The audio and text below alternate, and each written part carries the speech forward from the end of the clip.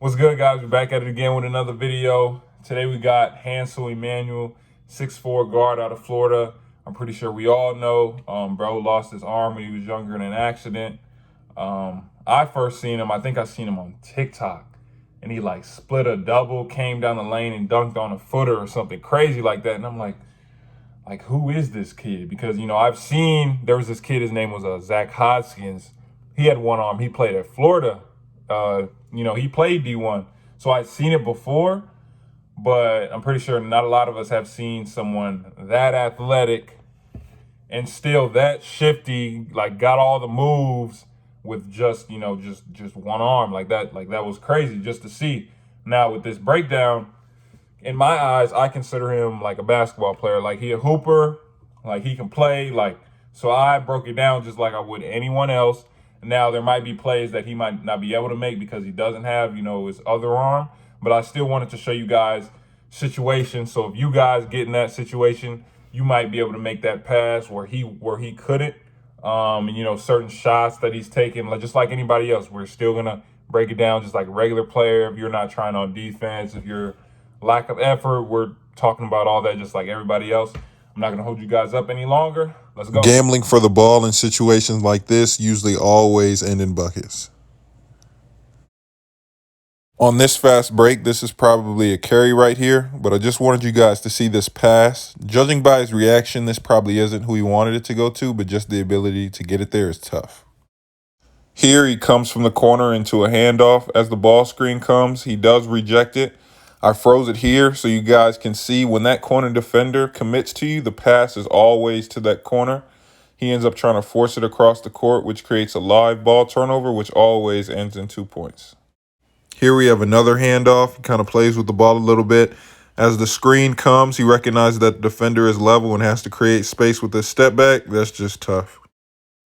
Just wanted to show you guys Hansel's defensive activity. As you can see, he is really active on the ball. He does let the offensive player go by here, but he does run back into the play with hustle. I slowed it down here so you can see that would have been a steal had he had his left arm, but he still gets defensive pressure. For all players, regardless of skill level or capability, taking bad shots like this usually always end in buckets on the other end. This is a great job by him, recognizing he's quicker than the big that's hedging and drawing the foul. He probably should have closed out harder, but I see why he did it, and a lot of players do it this way so they can get highlight plays like this on the other end. I know you guys are probably tired of hearing this, but running at the ball causes chaos within your defense, which is why the trailer got a wide open 3 here. This entire possession is showing you guys that one-on-one, even full court, is extremely difficult to guard Hansel because he always has pretty good ball control, and then he's going to try and dunk on you on the other end. I'm always going to put in low effort plays. Make sure you guys don't have these. Again, for all those who say they can guard him one-on-one, it's pretty tough to stay in front of him, and once he gets going with a head of steam, it's either a foul or a bucket. At this point in the game, they are down 6 and it is late, so he comes off a double ball screen. He does have to recognize that they are loaded up against him, so the better play would have been to bring that back out. And again, live ball turnovers usually always end in buckets on the other end. Okay, so Hansel, like I said at the beginning, we're going to break down his film just like everybody else, and that's exactly what we did. Offensively, in the game that I actually did find, it actually had the whole pregame. So I watched him shoot and warm-ups and everything. And of course, we've seen him shoot in the game. His shot actually looks pretty consistent. Like, it looks like he can make it consistently. I didn't put his free throws in there, but he made all of his free throws. Like, his form looks good. His form looks good, actually. So I think because this is a one game, so it might not be the best showing of everything he can do from what I can see. If he's not a consistent shooter, he can definitely have the potential to become one. He does tend to force a lot on his drives to the rim. He doesn't really take a lot of mid-range jumpers. Now, I don't know if that's because he just isn't comfortable, with that shot specifically.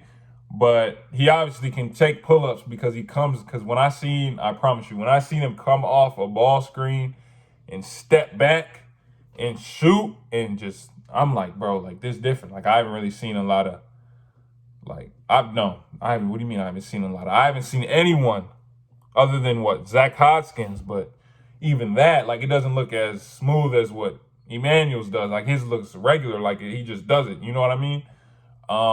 Like I said about the driving, he does tend to force sometimes, but I don't know if that's, because he's probably the best player on his team. So sometimes he does have to force, even at the end of the game there where he tried to force it in between two and gets the turnovers. He definitely needs to work on just decision making and stuff like that, and just understanding like all the like your bad shots. Everyone needs to understand this, but when you take a bad shot, there's a saying: bad shots is the first pass in the opponent's fast break. So when you take a bad shot, like he took a like really deep three, right?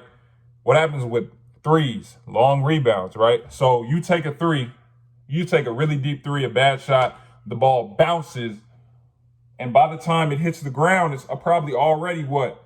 Either free throw line or 3-point line. So guess what? All that defender has to do is pick that ball up, throw it ahead, and we got a dunk on the other end. And that's what happened in that game.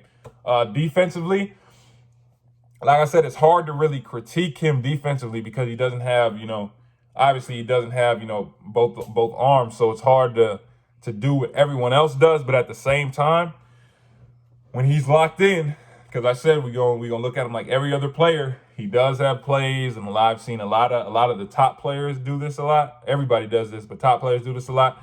They'll do the little run at the ball, trying to get a fast break on the other end so they can get a dunk, or just have to let somebody go by him and just try and back tap it or something like that. Just doing stuff like that. That's always going to lead to the offense scoring. So that he definitely needs to lock in more on defense.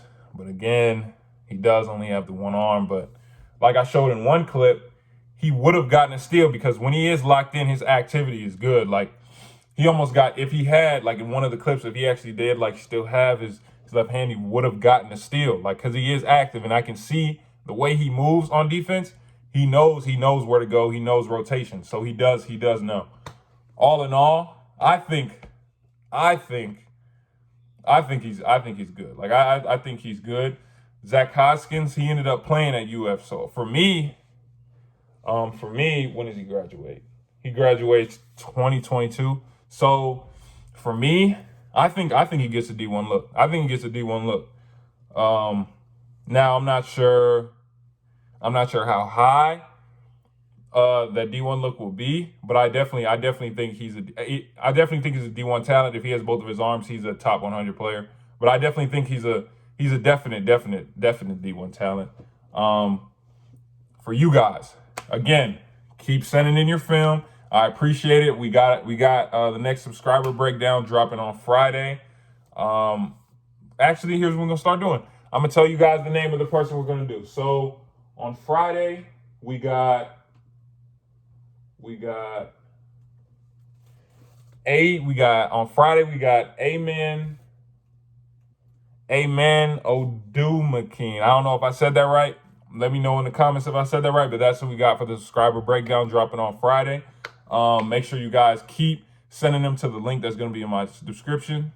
Like, share, subscribe, turn on post notifications. I appreciate you guys watching. Like I said, we're going to be back at it on Friday with another video.